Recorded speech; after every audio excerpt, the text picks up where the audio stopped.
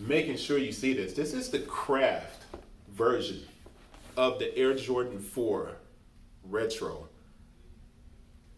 It is nice.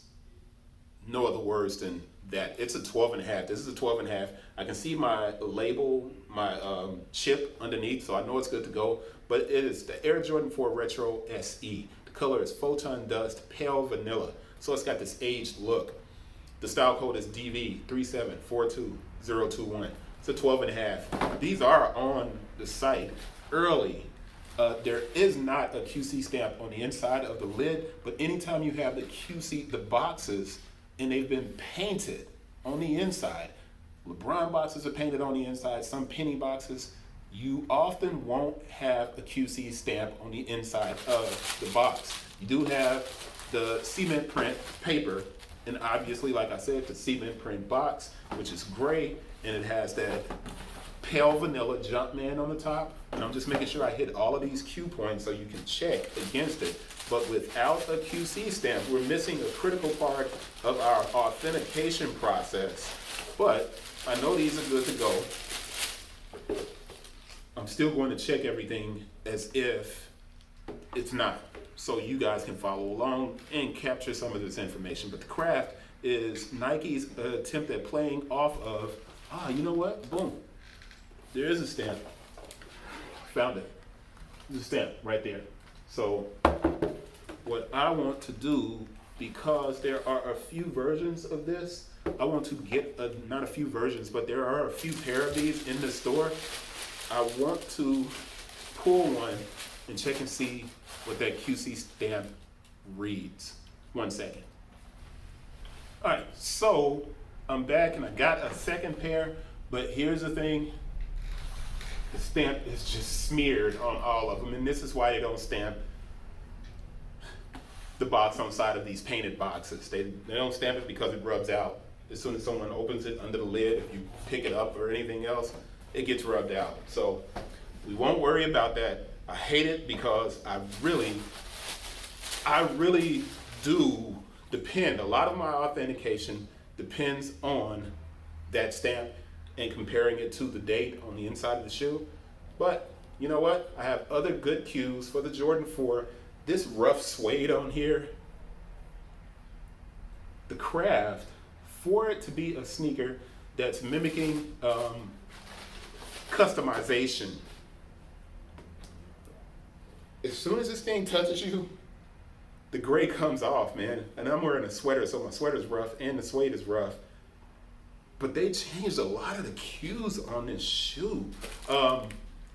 The paper, on the inside you have a strip of white paper that's going along the bottom of the box. So when you get ready to put them back in the box, you'll be able to see that.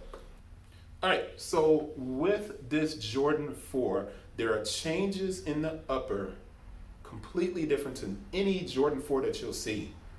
The traditional net that's on the side, that kind of TPU or plastic net that's on the side, has been replaced with a suede net, debossed with the same kind of crosshatch look that the net has on the Jordan 4. That's more premium here on this construction. It's a $210 shoe, so it's a little bit more expensive. I think it's $210. Same thing on the tongue, where you get the net coming up the front. It is not the net, it is suede on the tongue. Here on the toe box, on the right side of the shoe, on the left side of the shoe, on the lateral side at the front, you have a stitch that brings these two pieces of suede together. That's not on the traditional Jordan 4. You also have that same stitch here on the medial side, and you can see it on the medial side of this one. And I'm going to show you all of this again when we get close, and you'll be able to see it. The leather is soft. You try it on, as soon as you bend your foot, it breaks in like that. You're going to get a wrinkle across the toe box. All right, there's just paper inside of the shoe. I'm putting that back on the inside. Matter of fact, I'm gonna pick this up. There is paper already in it, and I'm hoping I didn't switch this out and grab another one. Make sure this isn't the one where I took the paper out of it. Oh, paper in that. Paper in that. Well, I got the paper in these, so shoot, we're good to go. It's just the extra paper there. I'm going to leave that in there. One of my big cues that I love to look at is flattening out the tongue and looking at the shape of the tongue and making sure it's okay. Making sure that my Air Jordan on the back of the tongue is upside down. All right? Always is that way on the Jordan 4. I look at the roundness of this tongue because if there are imperfections in the shape, you know that you have some problems with your sneaker. This shoe, on the lateral side, the leather is smooth. There's a stitch in the middle. There's nothing on the back of the tab here. There's a stitch in the middle. And the stitch coming around to the medial side is cracked, distressed leather. All right, so on this side, you have a smooth leather. Over here on this side, you have a cracked, distressed leather. Now I want to look at these lace kind of tabs, these lace pulls that lock the foot down. It's not quite distressed on this side. It's definitely distressed on the strap. Yeah, you know what? The strap is distressed.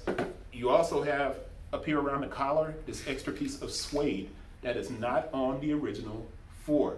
So these are kind of the small details you need to look at to make sure everything is okay on this craft. I don't think people are checking for this shoe as much as they are kind of like the Jordan 3. They should be.